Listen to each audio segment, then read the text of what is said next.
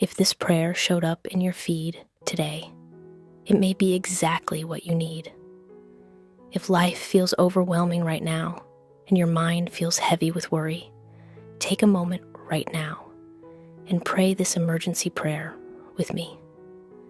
The Bible reminds us in Matthew 11:28, "Come to me, all who are weary and burdened, and I will give you rest."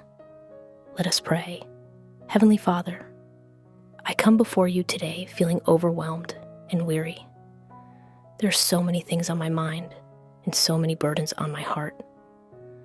Lord, sometimes life feels like too much and I don't know how to carry it all. But your word reminds me that I don't have to carry these burdens alone. Father, I place every worry before you right now. Every stress, every problem, every situation that feels too heavy for me. Calm my heart in this moment. Quiet the thoughts that are racing through my mind. Help me slow down and remember that you are in control. Lord, replace my overwhelm with your peace. Give me strength for today and wisdom for the things I must face.